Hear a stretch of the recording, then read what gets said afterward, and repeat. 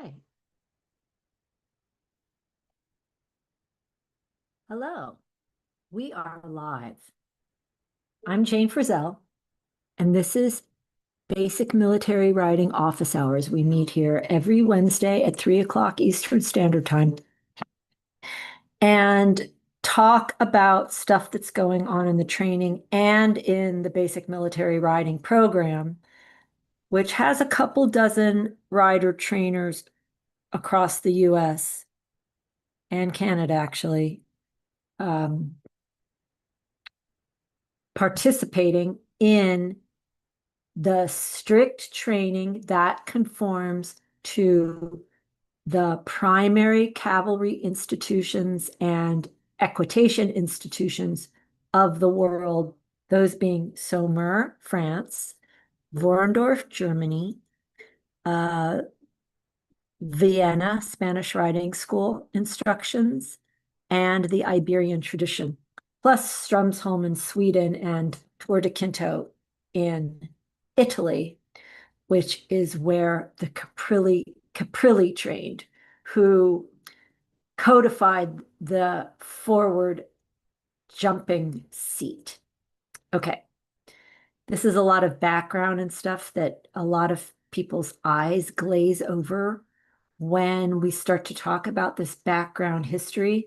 But if you notice in the front of all the master's instructions that they carefully wrote out for us and that are mostly ignored these days, usually the first 10 pages is history, usually starting with Xenophon. One of my favorite things that Xenophon said is if things get a little hairy, grab mane. And he was a lot more practical than the quote that's most often associated with him, which is the one about the ballet dancer and not doing anything by force. That's kind of an obvious one. But he was actually a commander in the Spartan.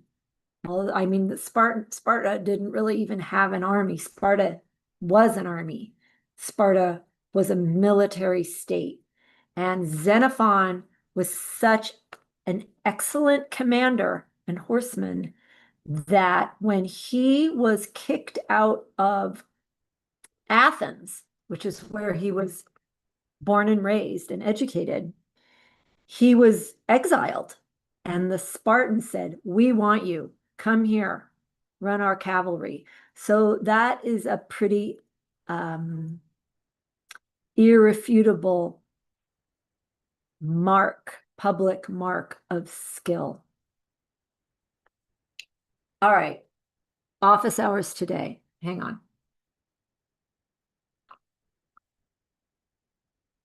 I'm actually going to repeat what I said last week. Last week, my camera didn't come on and I failed at the screen share.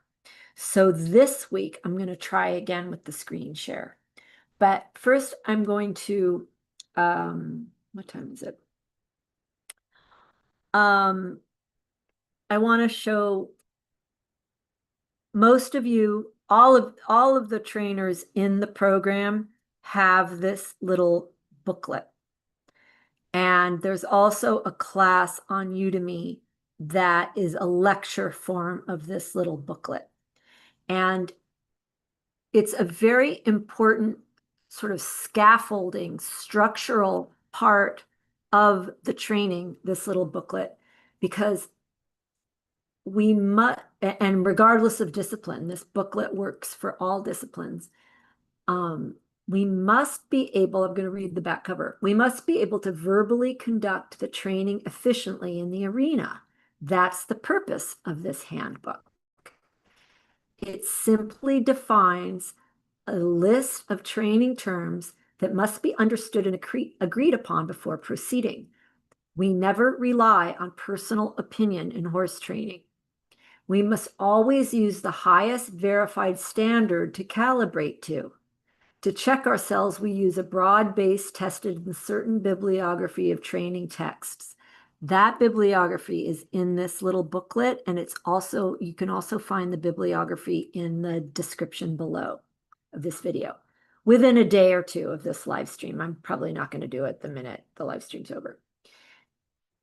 Now, regarding that bibliography, you yourself could compile and write out the list of training terms by reading, studying, dissecting, writing, training, testing, concluding, then recollating the entire horse training bibliography along with the FEI rulebook, articles, and tests.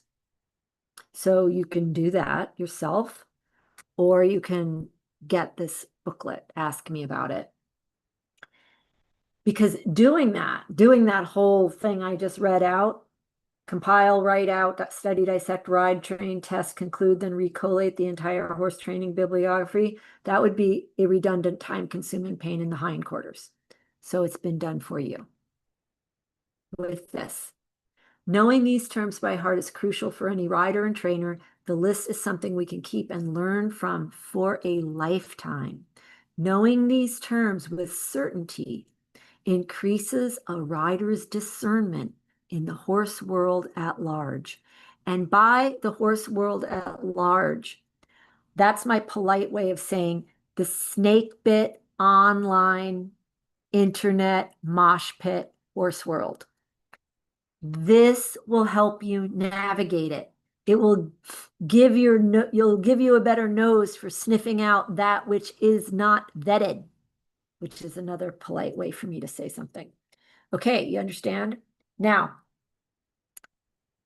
today, I'm going to reiterate what I said last week, and I'm going to go through, I'm going to read aloud 2 new definitions that are being inserted here. Now, those of you in the program, you are going to be receiving in the mail these 2, well, it's 2.5 pages, 2 new pages, the exact size of the booklet and the same font and everything, so it'll look nice. 2 pages that you can glue or staple or figure out how to get put into your own glossary for these new definitions. It's not new definitions, but they're new for the glossary.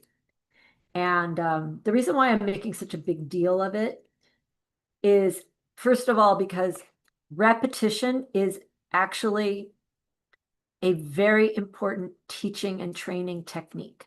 So I'm repeating all of this for a reason, but I'm also extracting and then waving these new definitions or these new insertions in your face to draw attention to them. But I also want you to watch how they're now going to start showing up online, and make sure that you are thinking of them in the carefully stated definitions that are going to, that have been pretty much painstakingly, I guess is the right word, painstakingly scribed out here so that you won't have any mistakes in your horse training. These are going to be, Mr. Morris will read through it as a final vet check. And if he flags any error, he already passed the vet. But if he flags any error in these 2 new additions, I will say that here in an upcoming office hour, so everyone gets apprised of that. And that brings me to a point. I just want to say I'm a little bit saying it on my own behalf, but I do have my professional struggles dealing with the snake bit mosh pit. And that is, for example, yesterday morning, a verbose post by someone claiming to have a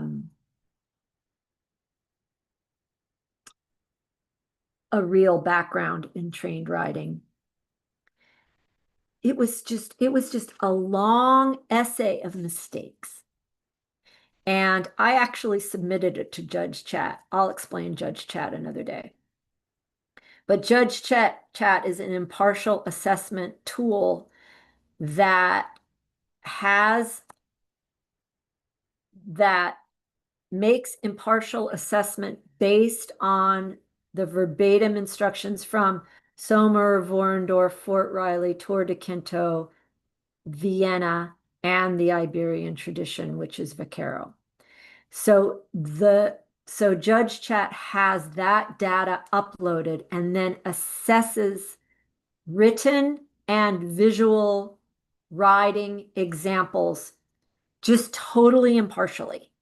He's so impartial that it's actually like scalding. Like it's scary to it's like when like I go, "Oh my God, what's it gonna say?" Because it's so flatly impartial. Anyway, back to the item yesterday that was brought to my attention by this phony in Pennsylvania who has a huge following and writes these very long essays that if you didn't have this book, you would think it sounded really good. When I was 8 years old, I might have thought it sounded really good, but I know what the terms that he tosses around like word salad actually means. So when I saw his thing, I was like, oh my God, I think this is really messed up.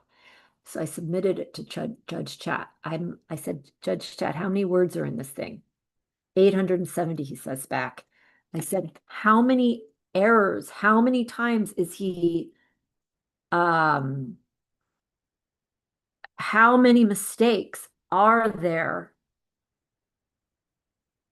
And there's a mistake every 87 words, like a mistake big enough to require a paragraph to explain.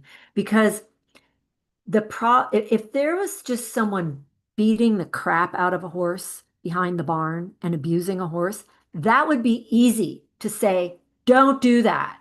You're a jerk. But when these mistakes are artfully woven into a very good sounding quasi, that might be right kind of situation, that is when the real and long-term hazard to people's riding success, for lack of a better way of saying it, that is a more dangerous problem than just a rude, grotesque person, because the rude, grotesque person is easy to spot. But the smiling, slick, deft with verbiage, they are really hurting people and their horses. So anyway, I just thought that that is a really clear example. An 870 word Facebook post, every 87 words was a like, hit the brakes, we've got a problem, Houston. That required a paragraph to descramble because it wasn't just stop hurting the horse. It takes some time to clearly identify and correct the problem when they're so artfully foisted upon the horse world. So please, please consider a baseline that you can count on. The bibliography, I don't know if you can see. I mean, this is a really sound, vetted, irrefutable bibliography, and I'm going to put this bibliography in the description below so you can have your own copy. It's basically the bibliography that Judge Chat works off. But anyway, that explains a little bit about this. And now I'm going to see if I can screen share and get us into the new,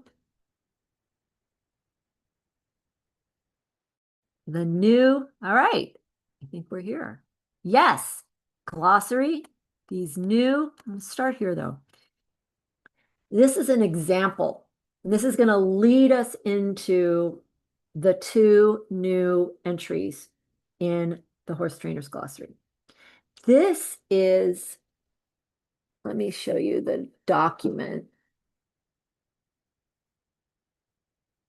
Can you guys see this? This is, I should have showed you before I made this screen share. This is the Manual of Equitation for the French Army 1912 translated into English by the United States War Department, Office of the Chief of Staff, Department of the Army, USA, Washington Government Printing Office, 1913. Now, Section 14.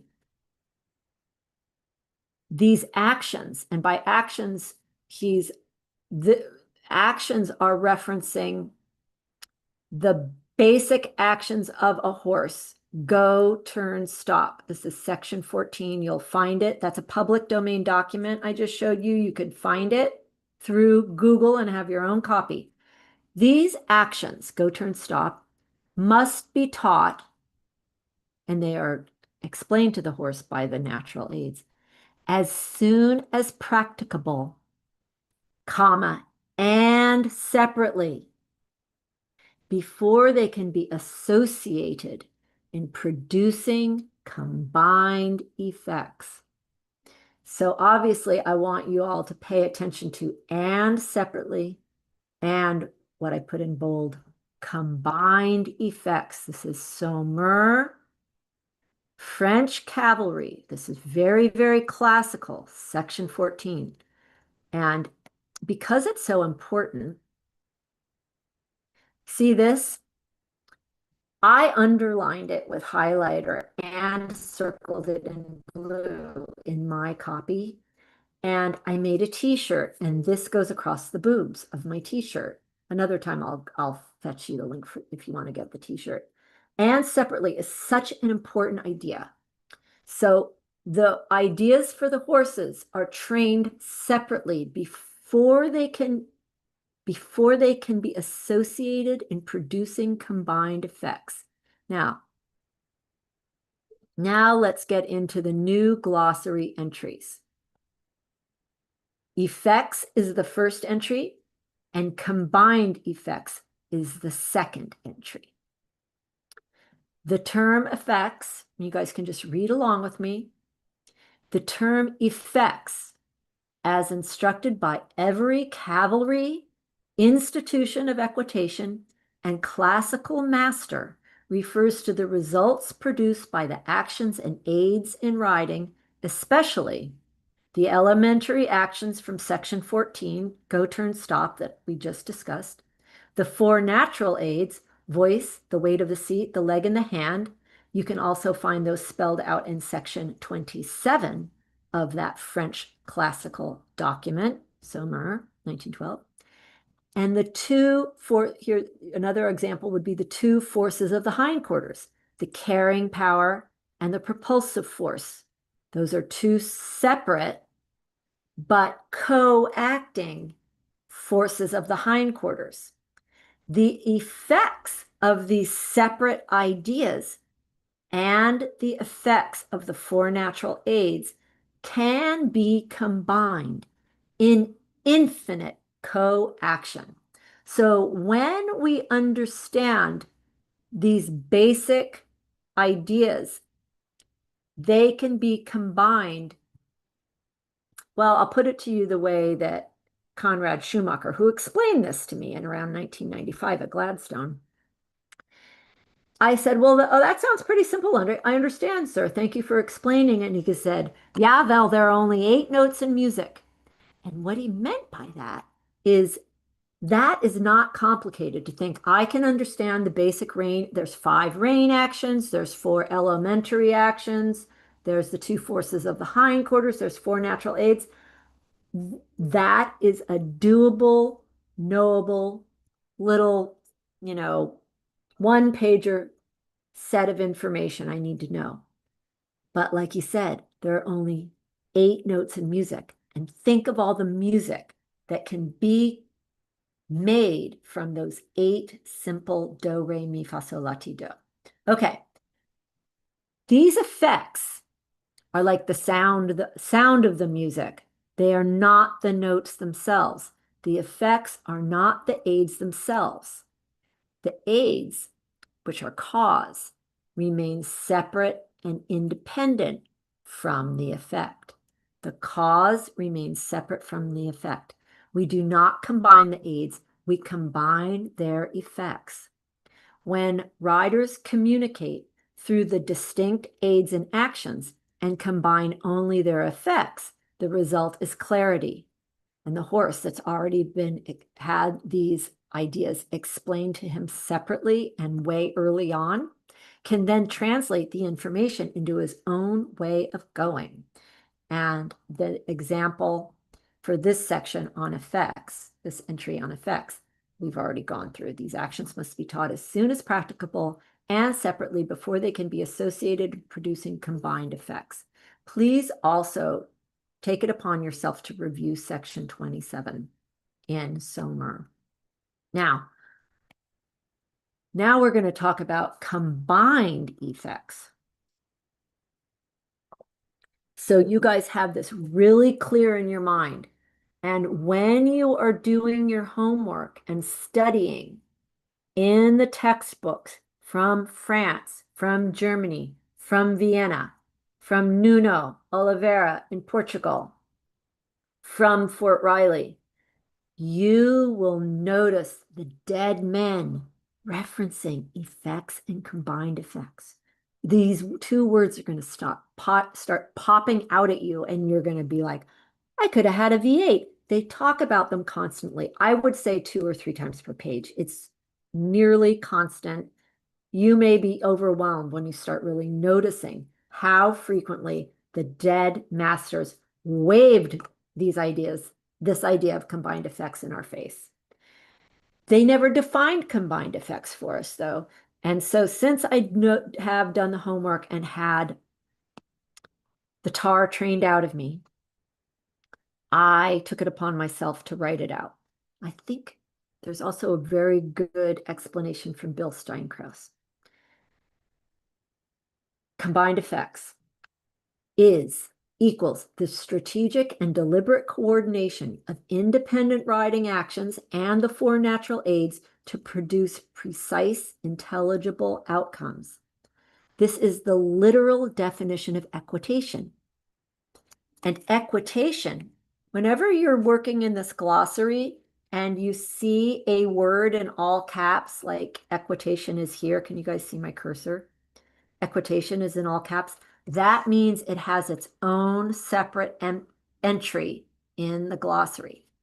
So the literal definition of equitation, besides being the language of riding, it's the art of arranging and sequencing independent actions so their combined effects communicate thought through sensation. Remember, our communication with horses is through sensation, and those are the natural aids. The sensations are the natural aids. The natural aids are divided into 2 groups. This is according to Podolsky, those that are heard and those that are felt. We're really mostly talking about those that are felt now.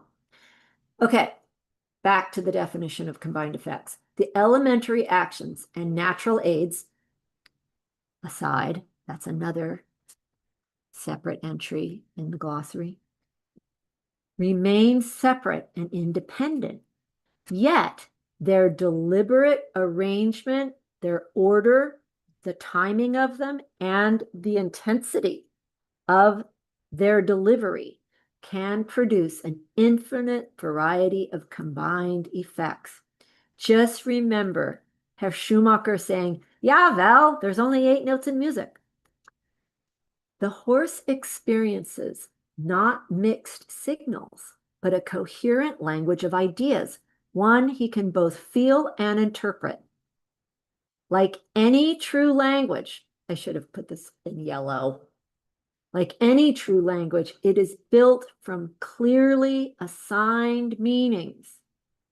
Clearly assigned meanings. They are not your choice. They're clearly assigned meanings, and they're universal, and every decent trained horseman knows them the same. They're not personal. In equitation, those meanings are associated mostly with physical sensations. In another language, like the language of music, they are associated with tones, sound, notes, And those are written out with the little notes that we see, the treble clef and bass clef, and there's a system. And riding is also a system in a language. And in equitation, these clearly assigned meanings are associated mostly with physical sensations. We don't write the riding out. Although I will say that Harry Bolt did, and ask for his big book, get a 70s edition for Christmas. You'll be glad you did. Okay, now a warning. When riders confuse aids with effects, they create contradictory clashing signals. That's a little tricky to say. I had to enunciate. Create contradictory clashing signals. Try it. Now, here's what I was saying a minute ago. Vague, idiosyncratic, or self-invented personal versions, simultaneous or incoherent use of the aids without understanding their separate and specific meanings that were clearly assigned, destroys the clarity of a communication. It undermines the horse's confidence and fractures his mental, emotional, and physical ability to participate. Meaning, you will ruin a horse's mind if you don't get this right up at the beginning. And abandon your own idea of what this language is and learn the real way that the horseman laid out for us. This confusion prevents any possibility of a correct, forward, and straight way of going. Only riders, and this is who you are, be a real rider, not an internet rider, not a horse people. Only riders who use the aids in riding actions singly, uniformly, and precisely can communicate ideas the horse can translate into precise, instantaneous effects, which, by the rapid sequence of riding, become combined effects. Riding's faster than speech. And when these things start happening in rapid succession, that is when they are combined effects. I already touched on this section 14 from Somer. Colonel Dale Taylor put it this way: aids are successive, never simultaneous.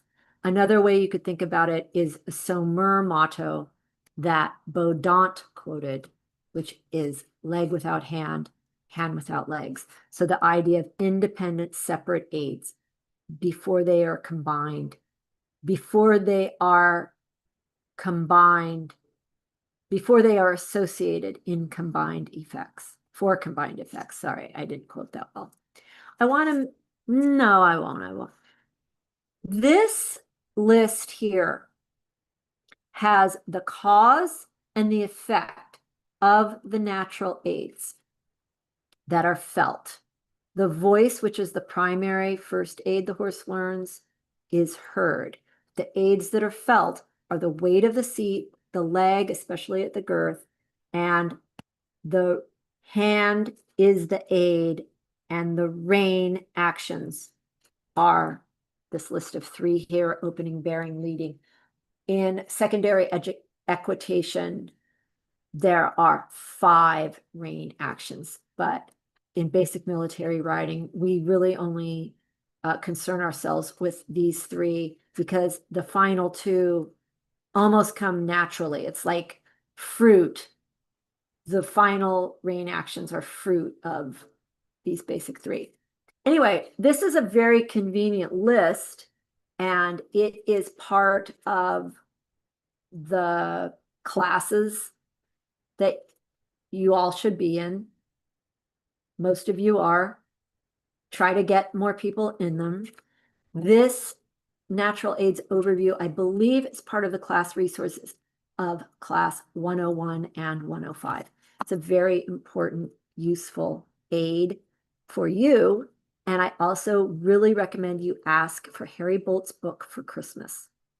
And in closing, these definitions, I am not the person who used or invented them, of course, because the dead men 200 years ago, these guys were talking about combined effects and referencing their riding in terms of effects and combined effects.